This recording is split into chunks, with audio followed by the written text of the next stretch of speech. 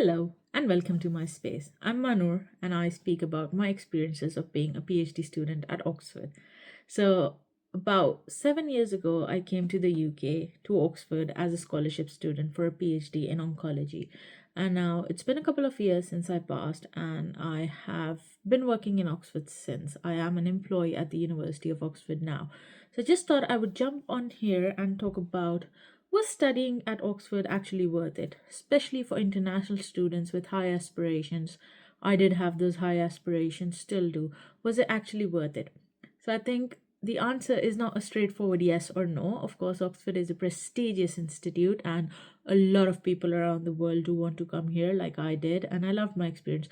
But the answer won't be a yes or no, it's nuanced because coming to another country pursuing higher education, especially research degrees, graduate degrees, or a PhD, it does come with a lot of things that you have to think of, a lot of things you have to either give up or compromise on. So, what I thought coming to Oxford would be like, firstly, I would speak on this.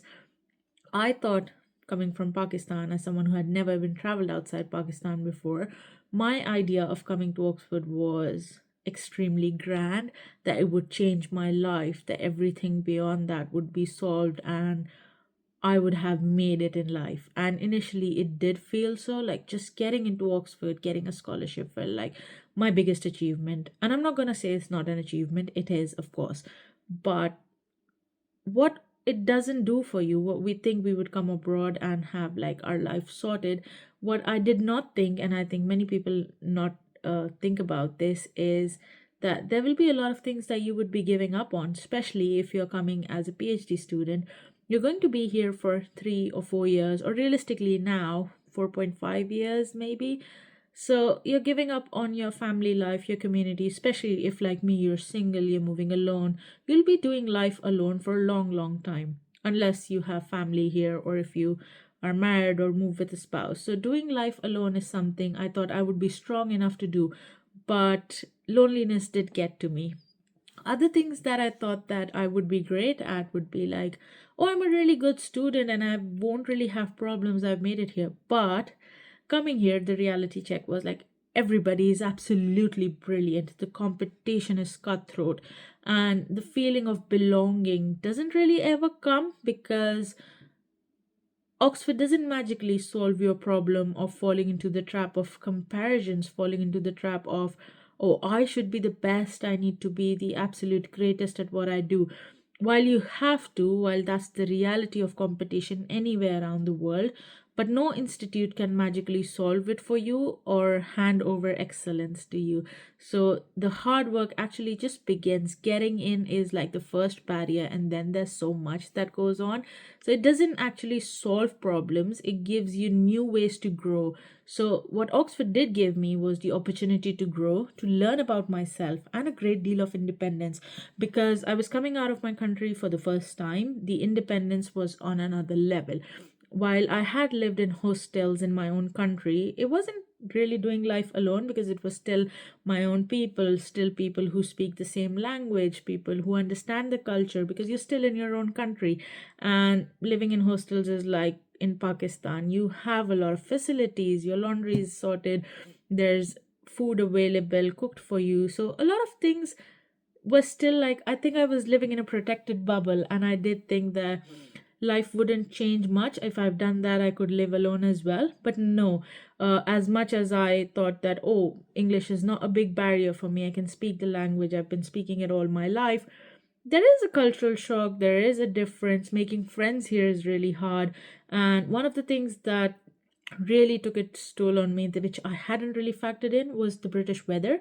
Because I come from the coastal town in Pakistan, from Karachi, just the hot weather, just how much access we have to air conditioning everywhere, and it barely ever rains. So I personally used to love the rain, and I thought, oh, I wouldn't be bothered by the rain.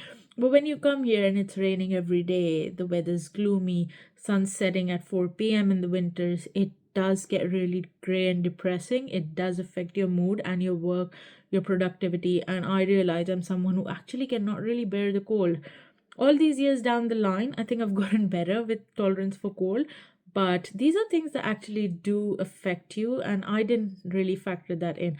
So coming here was a massive change in terms of culture, in terms of identity, in terms of livelihood, just how I knew life, everything flipped. While I kept telling myself that, oh, I chose this life myself and I knew these things would happen, the reality is not to this extent. Nobody ever, I think, really gauges what extent of changes you will face or what extent of life changing experiences you will encounter. So, yeah, these are some of the things. And I think these are things that you can handle. A lot of people do that. I'm not saying I'm the only one who's done that. Thousands of people do it every year. Oxford has a lot of international students. People go all over the world to study in much harsher climate conditions, and a lot of people do life alone. But as an aspiring PhD student from Pakistan, these are things that I personally had not really thought about this deeply. I thought these would be like no brainers and I will learn about them. But while in the process, they did feel heavy. The loneliness felt heavy. The changes in weather, the depressive, gloomy weather did feel really heavy and at times frustrating. So, those are some of the things that I hadn't prepared for. The other thing is the prestige of Oxford. So, one of the things is with prestige comes a lot of imposter syndrome, and that is not magically solved. You do get access to brilliant scientists, you work with some of the most amazing people. One of the things that I did get from Oxford is just the opportunity about learning about all these different career pathways that I actually didn't even know existed. As a biology graduate, I think career options back in Pakistan were really limited. So the options that I learned about, the fields that I could relate to, other fields that I could switch to, all these opportunities, just meeting new people, learning about the hundreds of different career pathways that exist in the UK, these were all really new to me. So I actually really did enjoy that, and I think the opportunity does come with institutes as big as Oxford. So those were some massive pluses, but there's also, like I said, giving up on a lot of things back home. So I did miss a lot on family time. I did miss a lot of important events and cultural events and everything from family. I do miss my family. And you think that you could go back or keep going back more often, but that's not really easy because going back is A, expensive, B, you have to take holidays and you don't really get large chunks of holidays. It's not school. You won't get 2 months summer break. So you have to take either 2 weeks, 3 weeks maximum, and then utilize it effectively. And there is a limited number of holidays that you have per year with any job. A PhD is treated like a job. So you can't like keep going back as often as you want. So you do miss out on family time. And I think that does affect people and it did affect me as well. So my overall experience was positive in terms of learning about new opportunities and meeting some of the most brilliant people, working with amazing scientists. But yes, I did miss out on family time. I did take a lot of time adjusting to the weather changes, the cultural changes. And one of the things that really took time was developing friendships because it's really hard with people being in such a busy environment in a culture where everybody meets through calendar invites and has to organize their calendar to make time for people. It's just really hard because back home you would just call a friend and be like, can we just go for chai in the evening or can we meet for dinner, and mostly it's a yes. But it gets really difficult here because back home, even when I was with friends who were in other universities, if not on the same day, on the same week, or the same month, you would still meet your friends. But here it's actually really difficult, really different because life is just different, culture is different. So yeah, these things do affect you. So I think overall I would say that coming to Oxford was, yes, worth it in many ways, but of course getting through to anything that is worth it, you also miss out on a lot of things in your life. And as you go forward in your life, as you age, you have to pick and choose what things are you okay compromising with, because you can't have everything. You won't have everything you want with you. If you choose career, you're possibly missing out on family time. If your family is coming with you, you're still compromising on probably lifestyle because it's expensive living here. So there's quite a lot of things that won't magically get solved. Few things you might be giving up on.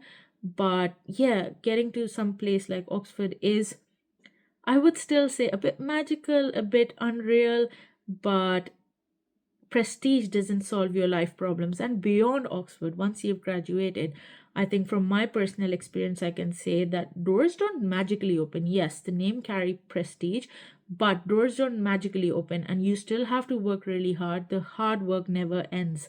Especially as someone who's still here within Oxford, I would say that everyone around me is more or less, yes, an Oxford graduate. So the competition is still cutthroat. Maybe if you go further away from the UK, if I go back to Pakistan, there might be a bigger prestige reward on me for being from Oxford, but I think that won't last long, because even if I can use that as my biggest achievement for now, 1 year, 2 years, or 5 years down the line, I do have to prove myself through my work ethic, through what I've achieved being in work environments rather than, oh, I have a degree from Oxford. So, yeah, while it's a great institute, a degree from Oxford is an achievement. I'm not going to undermine that, but I'm not going to over glorify that, because I have to prove myself in every environment I go to now, because my success is on me. It's not on the degree I carry, it's not on the name of the institute I did my degree at. While it is really prestigious, again, Oxford is an excellent place to do research, to work and study at, but my prestige comes from me, from my work ethic. I have to prove myself wherever I go. So I think overall, I'll say the answer is nuanced. Oxford doesn't magically open doors for you. Oxford doesn't provide you with the keys to solve imposter syndrome, to learn to get out of the competition that exists in the world. The job market is cooked for all of us. You have to work really, really hard. So for everyone aspiring to get to bigger institutes, of course, 100% do that. It will teach you so much about yourself, so much about life. But don't hold that as the only thing that will make you move forward, because ultimately it has to come from you, come from within you. Even if someone who didn't manage to get into Oxford or Cambridge didn't get into their dream university, I'm sure you will be successful depending on how resilient you are and how hard you work. So I think I would say wherever you go, just make sure that you work hard, that your name carries more prestige than any degree, than anything else that you could ever achieve. Go achieve your dreams. Go to any university you want to, try for it. Of course, strive for it. But don't hold that as the only thing that will give you a badge of honor. It will be a feather in your cap, but you're still wearing the cap, so you matter more. Thank you so much for listening. I hope to see you again soon. Bye bye.